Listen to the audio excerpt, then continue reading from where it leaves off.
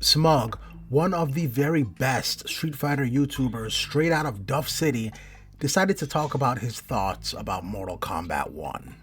I love Smug's gameplay and content. He is extremely entertaining. He likes the boxer characters and he's a New Yorker, so for me, that's always a plus in my book. However, I wanted to quickly touch on what a prominent Street Fighter player thinks about Mortal Kombat 1. Outstanding. Now, Mortal Kombat 1, I feel like it's a great start because I don't know what was the original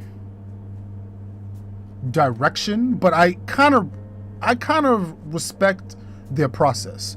They want to start over, but they just added their new twist to it. I think it's a very great concept, and I think it's a very great idea, and they made something different where they added cameos to the game, which is very interesting. But it was a lot of like mixed reviews, I would say, when it came to Mortal Kombat 1. I've spoken about the Mortal Kombat 3 game arc before and how I like how they're doing it. It seems NRS likes this 3-game story since it can help new players get into the story without having to go back and watch hours of lore just to get caught up on the most recent game. Knowing all the story beforehand only enhances things, as there are constant nods to previous timelines. So I think it's a really good way to handle a story that spans over 3 decades. What some fans have shown their displeasure about is using time travel to reset things after every 3 games. I think the writers will have to come up with a more creative way to reset things once this 3-game story has ended, because I don't think the fans will appreciate another time travel reset. Because a lot of fan favorite characters didn't make the original roster. They would just only appear as like cameos. For example, Sonya, which is very shocking. She's not a playable character. She's only like a cameo, if I'm not mistaken. Same with one of the characters I love, Jax. He's a cameo. So, I don't know, like, I just feel like MK has never been afraid to bench certain characters, like Sonya in MK2 or even Scorpion in MK3, for better or for worse. So having Sonya and Jax show up as cameos, I think is a decent consolation, especially since it seems the Special Forces seem to be the least popular faction in Mortal Kombat. I feel like this is like a future development type of game. They're taking a new turn, and I don't know. I feel like the mechanics is very interesting, but I like the tag team idea where you can come up with some cheap setups, because these cameo assists, I ain't gonna lie, like a lot of people didn't like it at first, but it grows on a lot of people. And do the combos and the frame traps and mix-ups I've seen, this game is really cheap. I ain't gonna lie. And I feel like, I don't know if this game has more salt compared to Mortal Kombat 11. I don't know. A lot of people are saying that this game is scrubby. It's not the same Mortal Kombat feeling to it. I don't know. I disagree. This is something I've also mentioned in the past, and now we're hearing it from a Street Fighter player. Even though I feel the execution wasn't the best, we don't fully appreciate the cameo system.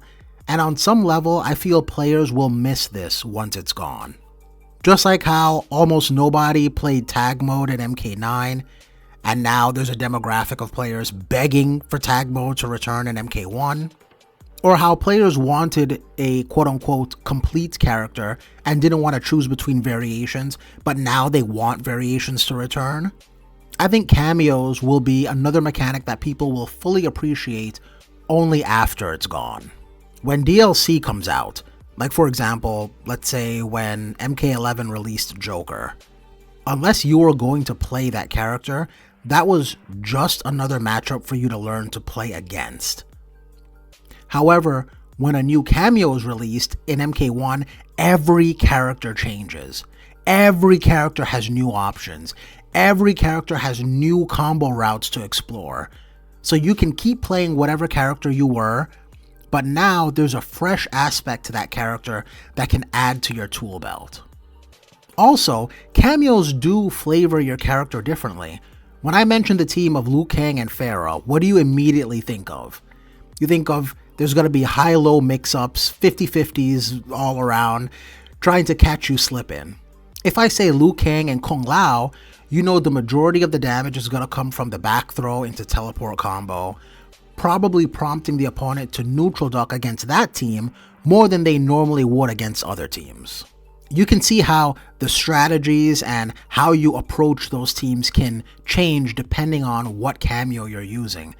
And I really think Kameos are going to be missed once NRS moves on from this mechanic.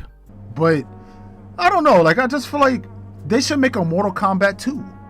And that would change all the people's opinions.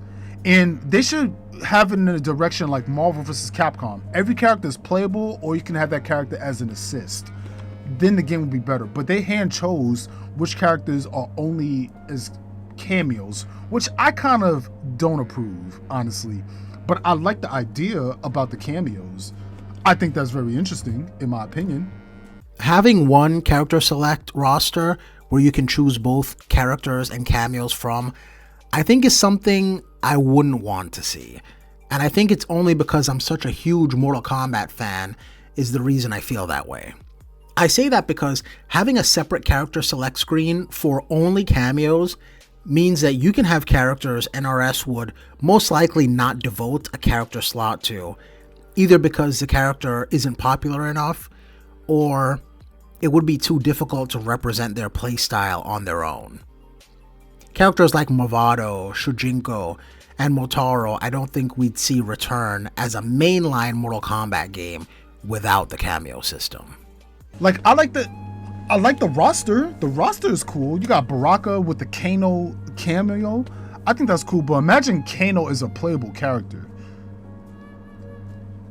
Like General Shao Kahn, that's cool.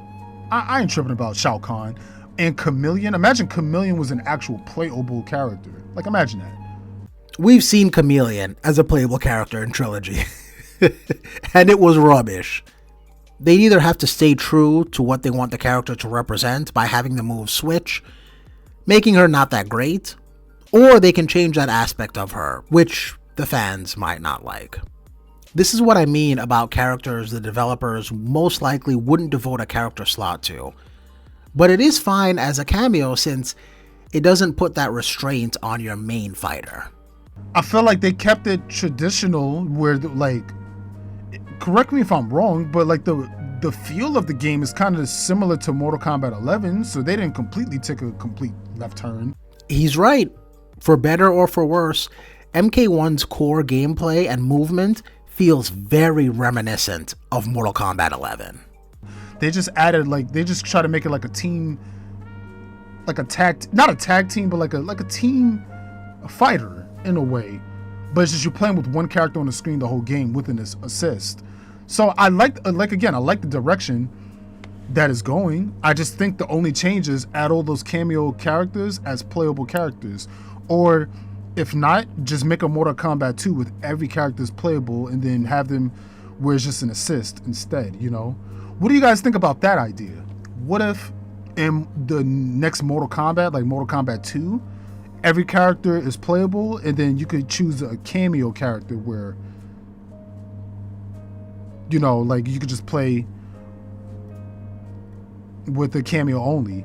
But I feel like you can't use the same character twice to make it fair. So you can't play Liu Kang with a Liu Kang assist. No, you can't do that. Like if you play Liu Kang, you got to choose between he's the playable character or just a cameo. And there will be more matchups to learn. People love learning matchups.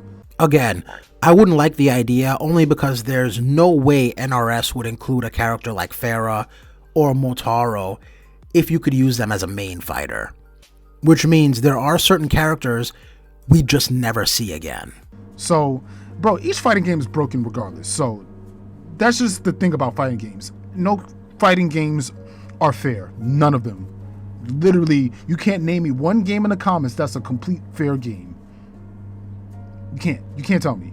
I promise you. I would read the comments too, and I would just eat my popcorn. Now, matter of fact, I'm gonna make it more interesting. Not just regular popcorn. I'm gonna have the caramel popcorn. Oh, you don't know about that.